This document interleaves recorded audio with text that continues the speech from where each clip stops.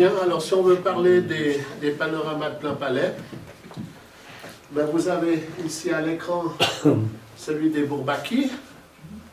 Donc les Bourbaki, comme vous savez, l'arrivée à la guerre de 70 des Bourbaki aux Verrières, où ils ont déposé les armes, et où Castres a, disons, un peu suivi avec la Croix-Rouge, et a profité de peindre beaucoup de choses. Et vous voyez ici le panorama qui a été construit au bout de la plaine. Alors pour le situer, il était à peu près à l'angle de la rue de Hesse et de l'Arquebuse, vous voyez, à peu près derrière Remords. Si vous situez le bistrot Remords, il était juste derrière. Et ensuite, vous voyez, il y a un petit chalet qui est devant. Ce petit chalet, il était peint en rouge, on lui a mis des pales et puis c'est devenu le Moulin Rouge. Et ce qui est à gauche en gris, c'est la polyclinique du Mail, qui était allongée, disons, sur l'avenue du Mail, bien sûr. La cheminée, tout d'un coup, j'ai un doute, est-ce que c'est... C'est l'école de médecine. Oui, voilà, exactement. Donc ça, c'est Castres le peintre, hein, son autoportrait. Ce peintre Castres qui habitait au bord de l'Arve, à Étrembières, et qui est enterré à présent dans le petit cimetière qui est en face du château d'Étrembières où il y a une chapelle. Monsieur Besson, qui est ici présent, a écrit une grande brochure sur Castres et tout ce qu'il a fait, y compris, disons, les peintures qu'il a fait en suivant la Croix-Rouge dans le Jura. Et le panorama, donc, c'est surtout des peintres genevois. Il y avait Furet, il y avait Hodler, il y en avait des tas d'autres qui ont travaillé. C'est l'époque de Barthélemy Mène, de l'école genevoise de peinture.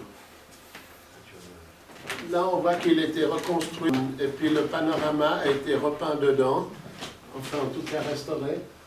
Et pour ceux qui ne connaissent pas, il est à la Löwenstraße, donc vous voyez, ça veut dire c'est tout près du Lyon.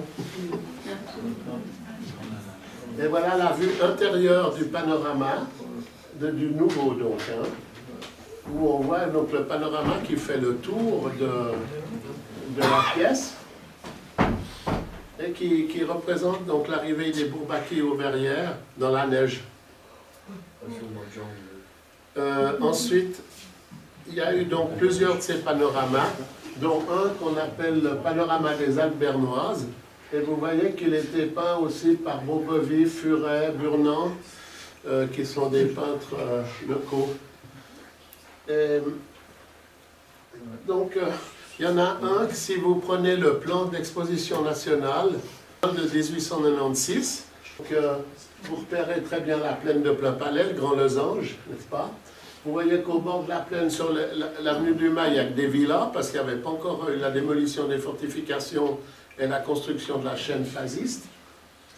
Mais vous voyez ici le boulevard Karl Vogt, qui existait déjà. Vous avez ici l'avenue du Mail, qui traverse avec l'école de médecine. Et vous voyez les bâtiments existants, ils sont en gris. Donc l'école de médecine et la caserne ou l'arsenal actuellement. Pour situer, donc vous avez une Imaille ici, le salon de l'auto après. Ici, vous avez actuellement le pont Wilsdorf. Et vous voyez qu'il y a un tram qui tournait. Il y avait une passerelle qui existait aussi à cet endroit-là. Et vous aviez donc toutes les halles, vous savez, techniques sur la plaine. Bon, il ne reste plus rien, forcément. Ici, vous avez la boîte à gifles, le palais électoral, rond-point de Plainpalais, le pont des Acacias, route des Acacias. Et ici, vous avez la queue d'Arve, avec donc le village suisse. Et vous voyez le petit rond là en haut, qui était l'emplacement.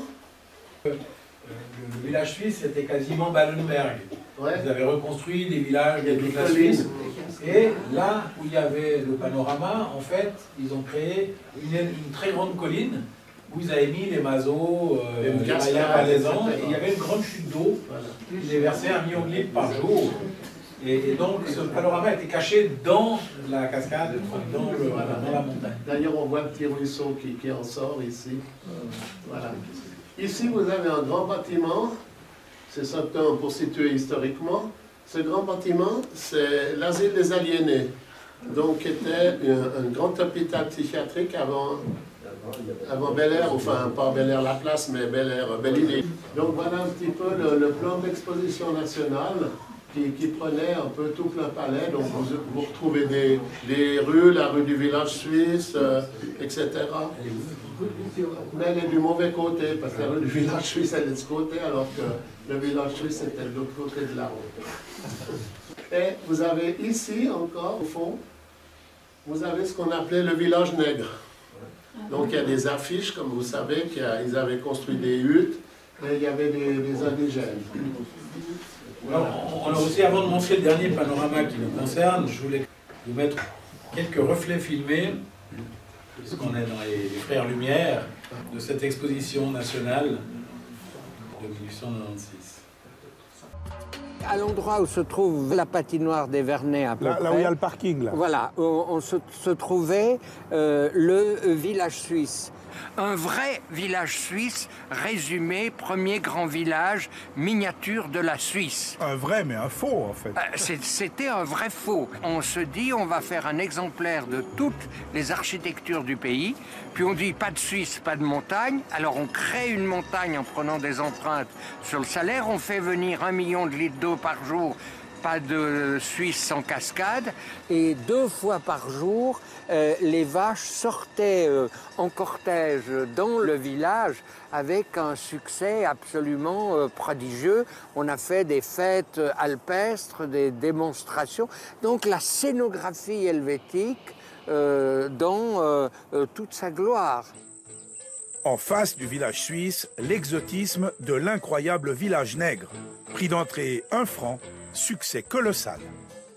On a reconstitué un village africain en Pisé, on a fait une mare pour que, quand on lançait une pièce de monnaie, les Noirs se mettent tout nus et dans la piscine. Et alors, il y a eu des rumeurs extraordinaires. On disait que à la nuit tombante, on voyait des femmes genevoises sortir des cases, alors que d'autres leur apportaient du chocolat. Les gens cherchaient l'exotisme, ces Noirs, ça paraissait étrange, et pour beaucoup, ça a été la première fois où on entendait quelque chose d'aussi séduisant et sauvage que le tam-tam.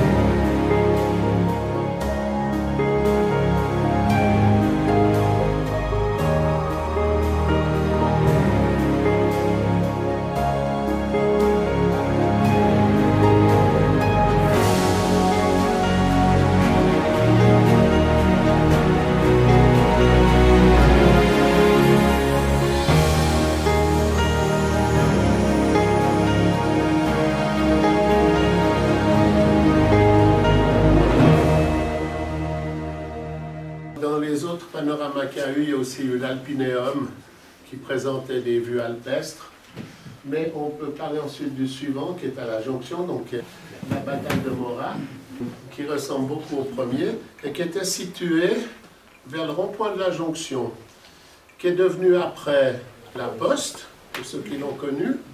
Et là on le voit avec le pont de Saint-Georges, à droite les abattoirs. Et vous voyez où c'est marqué panorama d'entrée, donc la porte avec ce triangle en dessus, vous la retrouvez actuellement, elle est près de Notre-Dame, sur le trottoir. Je vais vous donner des noms de bistrots entre la Bagatelle et l'Ange d'Or. Voilà, rue Necker, sur le trottoir. Vous retrouvez l'entrée qui a servi du panorama, la poste de la jonction et qui actuellement est déposée là-bas. Voilà, le vélodrome est à gauche et vous avez des photos souvent où on voit le vélodrome l'hiver où il mouillait le centre et puis ça servait de patinoire et on voit justement aussi le panorama On en voit aussi une à la démolition, mais on ne sait pas si c'est une photo trafiquée, parce qu'on voit une immense fumée, c'est l'explosion de l'usine à gaz. Et je ne pense pas qu'il y ait un gars qui soit parti au bas de la bâtisse avec son appareil pour faire la photo en même temps. Elle est peut-être bricolée, hein, d'après les pompiers. Parce qu'il n'y a plus beaucoup de monde pour nous dire si c'est vrai ou pas.